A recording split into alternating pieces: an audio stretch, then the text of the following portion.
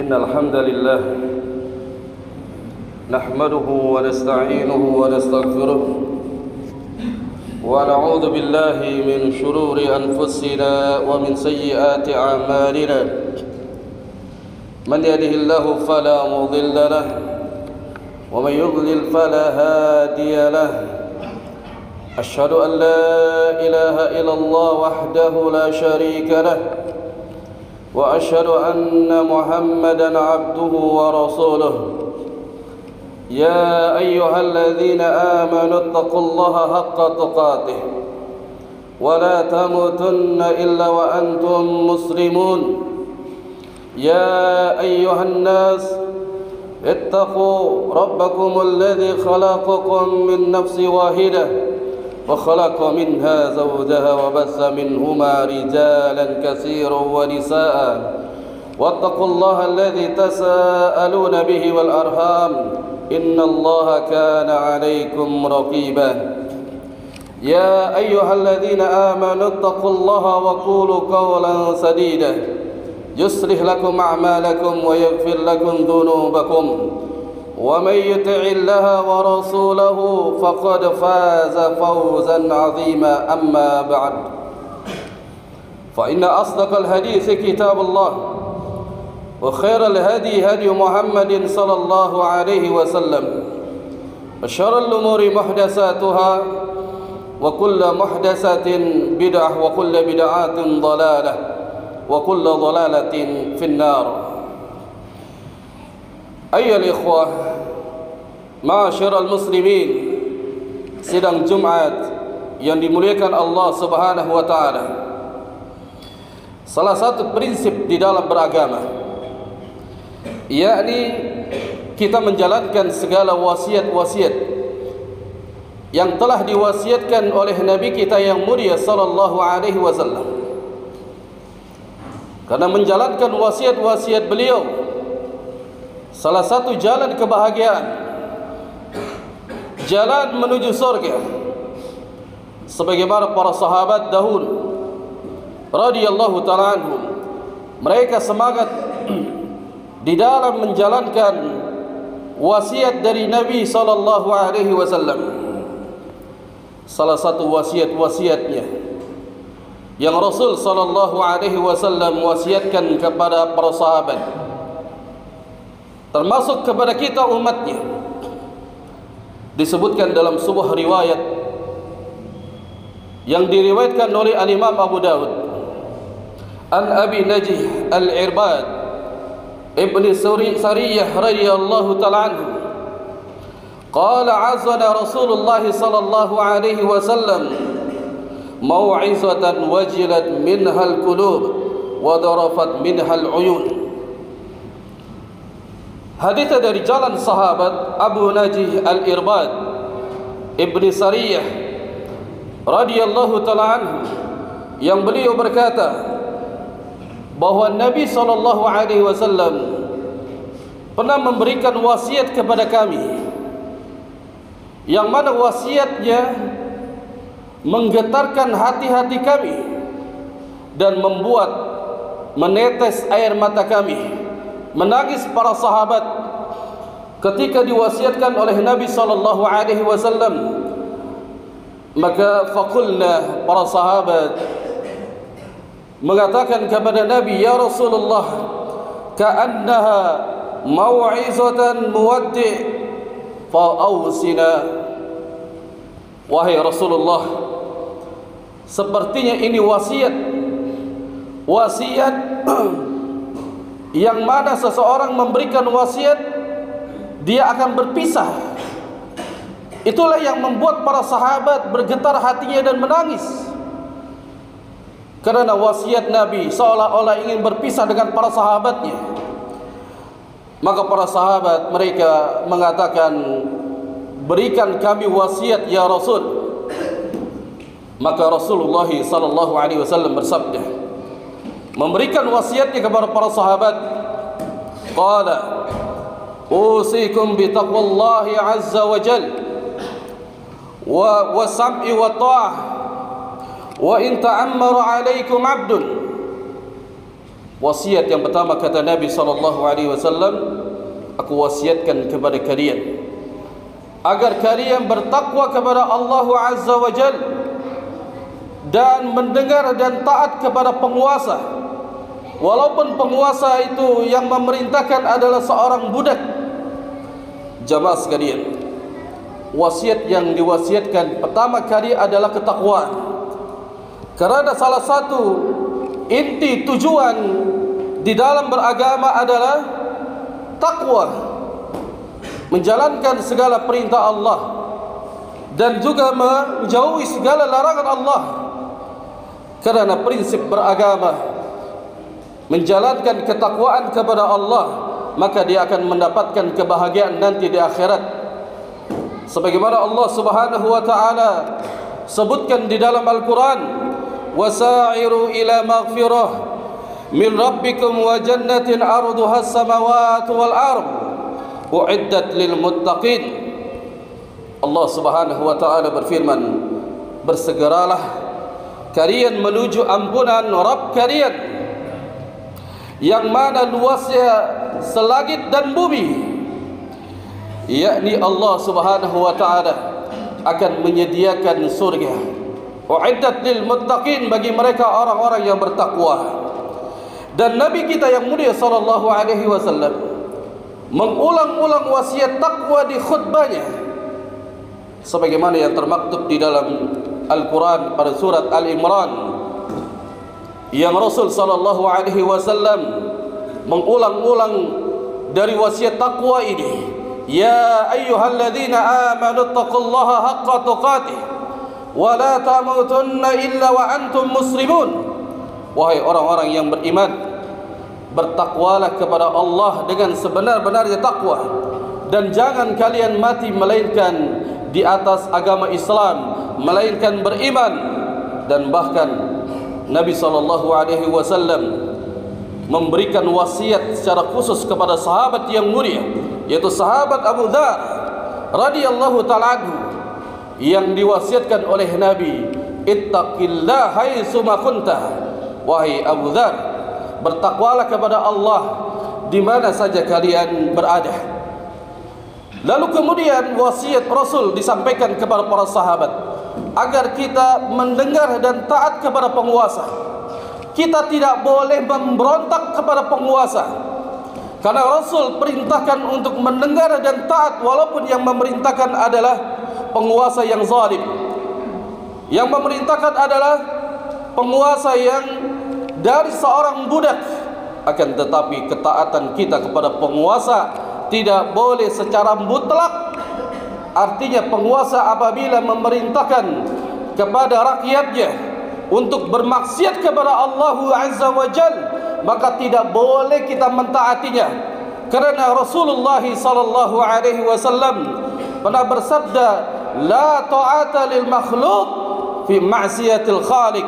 Tidak ada ketaatan kepada makhluk dalam rangka yakni bermaksiat kepada Allah Subhanahu wa taala.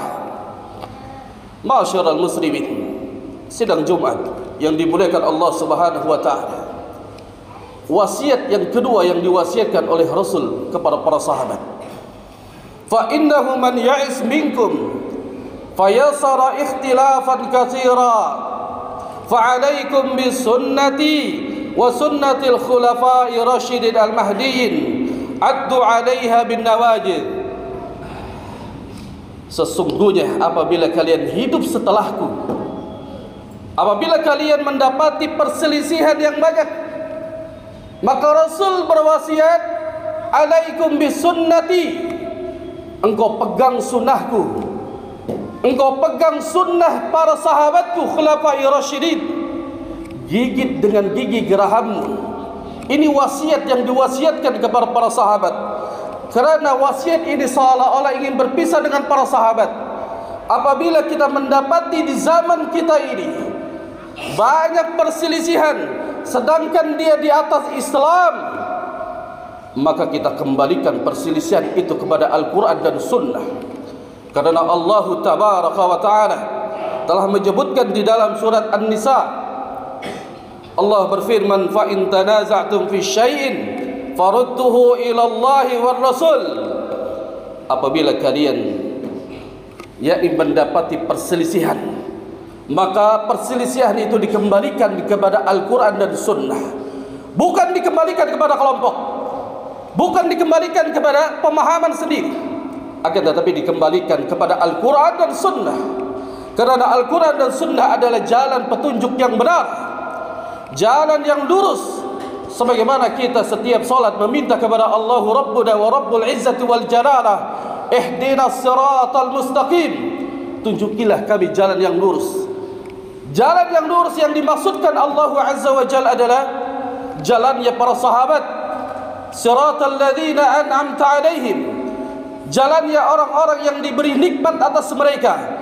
Al-Imam Ibnu Katsir rahimahullahu ta'ala menjelaskan bahawa jalan orang yang diberi nikmat oleh Allah adalah para sahabat yang mereka tetap gigih di atas sunnah Nabi sallallahu alaihi wasallam, ghairil maghdubi alaihim waladdallin. Dan jangan menitih di jalan yang Allah Subhanahu wa taala murkai dan disesatkan. Mereka lah orang-orang Yahudi dan orang-orang Nasrani. Karena orang-orang Yahud dan orang-orang Nasrani, mereka menyelisihi daripada Al-Quran dan Sunnah. Ma'asyiral muslimin, ini prinsip beragama kita, agar kita menjalankan wasiat-wasiat yang telah diwasiatkan oleh Nabi kita yang mulia sallallahu alaihi wa alihi wasallam, agar kita mendapatkan kebahagiaan, keselamatan dunia dan juga di akhirat. Aqulu qouli hadza wa astaghfirullah li wa lakum wa lisairil muslimin wa min kulli dhanbin fastaghfiruhu innahu huwal ghafurur rahim.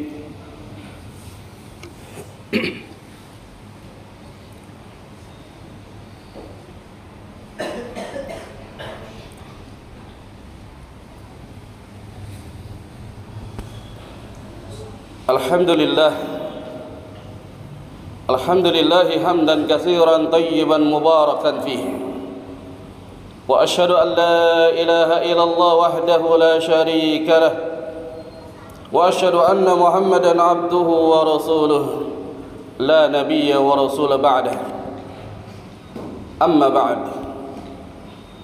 Ma'asyiral muslimin, sidang Jumat yang dimuliakan Allah Subhanahu wa taala, dan wasiat yang terakhir yang diwasiatkan dari Nabi kita yang mulia sallallahu alaihi wasallam kepada para sahabat, yang beliau mengatakan, wa iyyakum wa muhdatsatil umur fa inna kulla bid'atin dhalalah wa kullu dhalalatin finnar.